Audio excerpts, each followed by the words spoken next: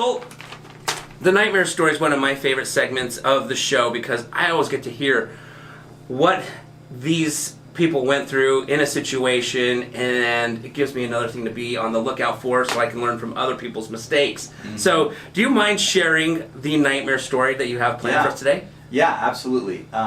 It just so happens it's happening at the moment. Interesting. Yeah. It's not uncommon that clients are misinformed or misled, misguided by what they perceive to be a professional, a licensed loan professional, and in the end, they're kind of put in a very tough situation. So this particular client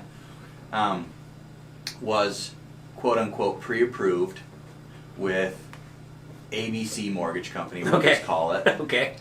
One of our competitors. Sure. And in fact, this particular client was using this very, very high producing, very top producing loan officer. Got it. And there are, some details there that we can talk about. But after a little loan sleuthing or investigative work, it really was obvious on our side they were never really pre-approved for this particular loan program to begin with. Oh, got it.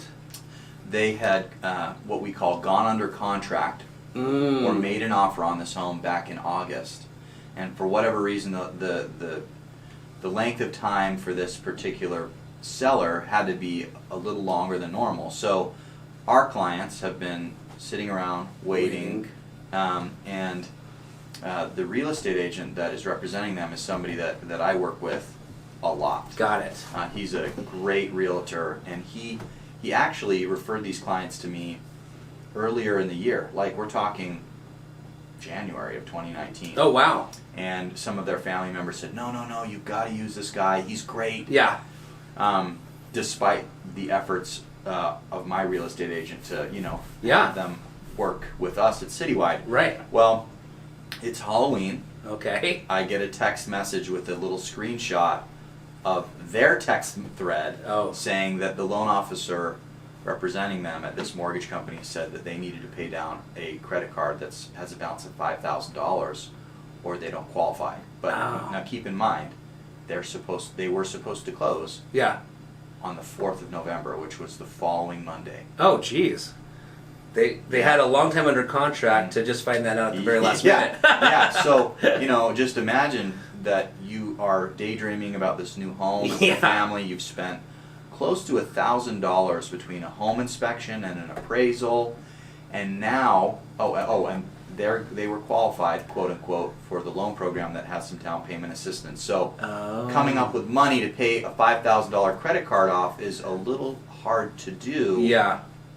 The Friday before you're supposed to close. Right. And needless to say, put a lot of stress on them. And sure. My real estate agent, said, hey, I need you to take a look at this and see what we can do. So we are going to close their loan. It's going to be this month. Oh, wow. And we are just doing a completely different loan program and making it work. And they're really thrilled. And, they've been put through a lot. The sellers are super stressed as well. Oh my gosh. If you think about it, they're a client too. They're actually relocating across the country. Oh, wow. They have to start a new job. They don't know if that's going to happen. And, right. They have to move their life. If any of you have ever moved, you know how stressful that can be. Yes. So it's really a pressure cooker, stressful situation. And this does happen. Got it. It does happen. Got it. Wow. So... why do you think the hiccup happened they were under contract, you said in August, September, October, November, that's almost 4 months, to, I guess, realize that this $5,000 debt needed to be taken care of. Just out of curiosity, to the best of your knowledge, is this something that, gets pulled one more time 1 week before closing, and that's why it wasn't discovered till 5 days before closing, or could it have... Very, very good question, Yoshi. That's honestly probably exactly what happened.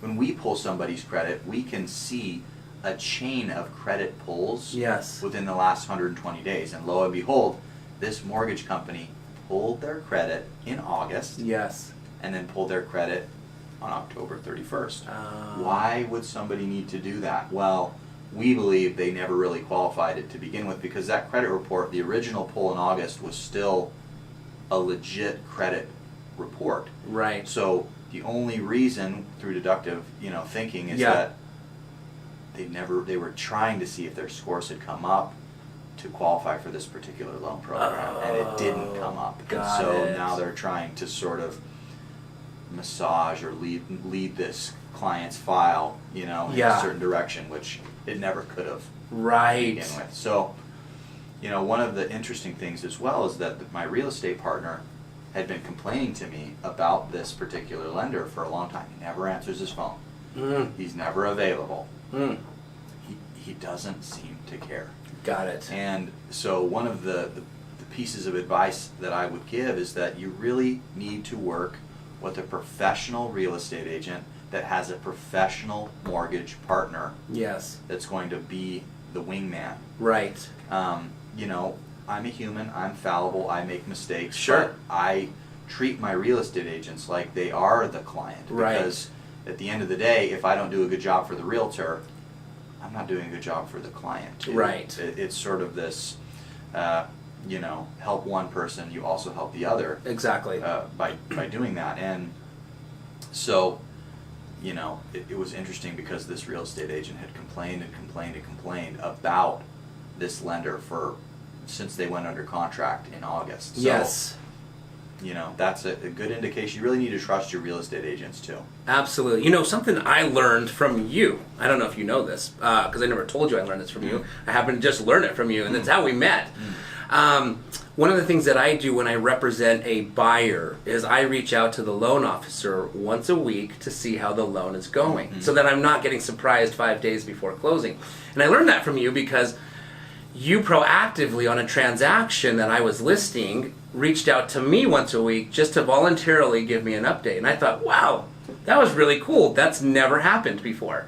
And I took a page out of your book, and now I proactively, when I'm representing the buyer, will reach, because you're the only loan officer I've ever worked with that's done that proactively to me. So I now will do it just so that I can make sure that everything's looking good.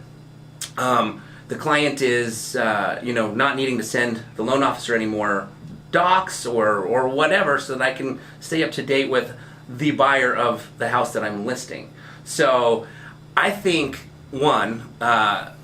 the weekly update that you do, that I learned from you, is fantastic, because I think it eliminates this gigantic surprise. At the end. You're going through the process, making sure everything's looking good. Then you're updating, this other agent who you're technically not even really working with. You're usually working with the buyer, and then this is the listing agent. But you're calling both parties, both agents, which is really, really cool. And I can see how far more surprises are going to happen when you do that.